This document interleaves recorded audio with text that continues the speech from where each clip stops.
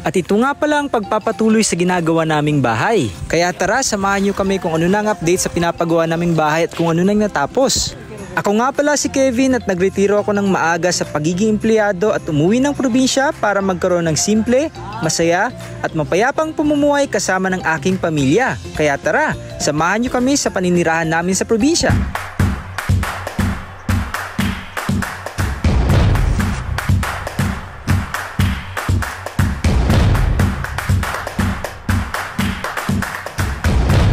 At ito na nga ang karugtong at update sa last video ko sa pagpapagawa namin ng bahay. At pagkatapos nga nila maghukay ng mga pundasyon sa bahay ay inihanda naman nila yung mga gagawing haligi ng bahay. At ito nga pala ang proseso ng paggawa ng haligi ng bahay. Una, ibibend nila yung steel bar at gagawing square. Gagawa sila ng marami nito dahil ilalagay ito sa 4 na nakatayong steel bar. Gagawa sila ng marami nito dahil every 5 inches yung agwat o pagitan sa paglagay nito sa nakatayong haligi na steel bar. Syempre, mas marami nito mas matibay yung haligi ng iyong bahay.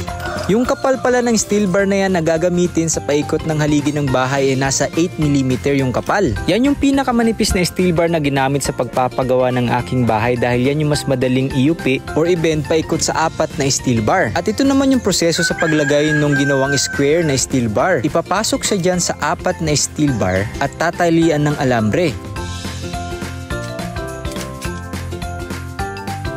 At pag natapos na ay ganito yung magiging itsura niyan. At dito nga nilalagay na nila ito sa butas na kanilang hinukay kung saan doon ilalagay yung pundasyon o haligi ng bahay. Yan yung magsisilbing haligi ng bahay. Yung kapal pala ng steel bar na yan ay nasa 12mm. Yan yung magsisilbing haligi ng bahay. Sa ilalim pala ng butas ay nilagyan nila ng mga bato at meron din silang ginawang square na steel bar. Yung square na may pa-criss-cross na bakal na yan ay itatali nila yung magiging haligi ng bahay. Yung nasa ilalim na yan ay magsisilbing pundasyon ng bahay.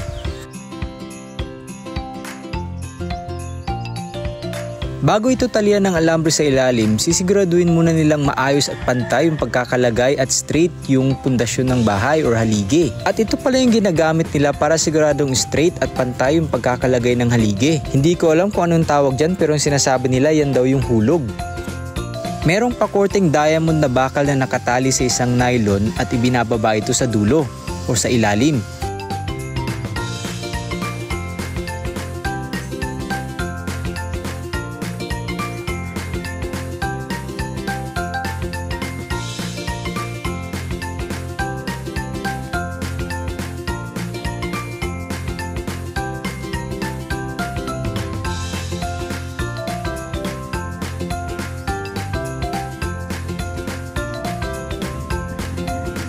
At kapag pantay at straight na yung pagkakalagay ng haligi, ang sunod naman nilang gagawin ay bubuhusan nila ito ng hinalong semento.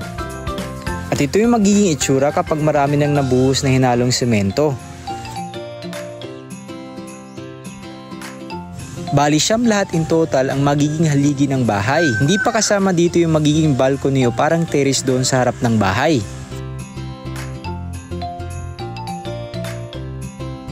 At ito naman na magiging itsura ng haligi pagkatapos nila itong gawin at bago gawan ng pader.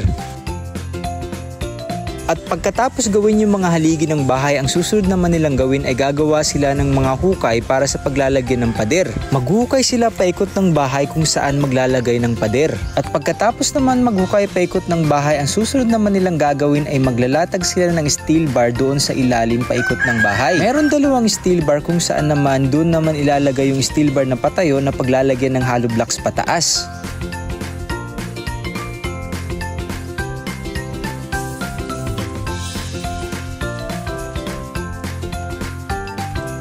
Gumawa sila ng pa-L na steel bar at saka naman itatali ng alambre doon sa baba para makatayo. So ganito yung magiging itsura nila bago lagyan ng hollow blocks pataas. Yung ilalim pala ng hinukay na paglalagyan ng pader paikot ay mayroong mga bato sa ilalim. Kaya kahit papano, kahit wala ng haligi ay medyo matibay pa rin.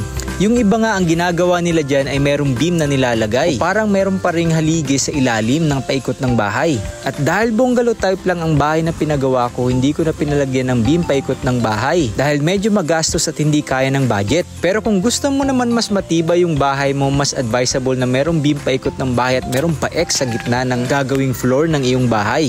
Ang sayang panoorin ng mga nagtatrabaho na gumagawa ng iyong bahay dahil habang unti-unti itong nabubuo ay naisa sa katuparan ang pinapangarap mong bahay. Ang sarap sa pakiramdam na unti-unting natutupad ng iyong mga pangarap at itong pagpapagawa ko ng pangarap kong bahay ay bunga ito ng pagsusumikap ko nung ako'y nagtatrabaho pa. At kung ikaw ay may pangarap sa buhay, pagbutihan mo at pagsipagan mo ang iyong pagtatrabaho. Pero dapat hindi lang work hard, dapat work smart din. At yan ang magiging stepping stone mo para matupad yung mga pangarap mo sa buhay. Pero kung ang pangarap mo naman ay yun yung trabaho mo ngayon ay sobrang napakaswerte mo. Dahil kunti lang ang tao na ang trabaho nila ay yun din yung fashion nila o gusto nilang gawin sa buhay. Dahil mas marami ang taong nagtatrabaho dahil napipilitan lang o dahil kailangan to make a living and to sustain their needs.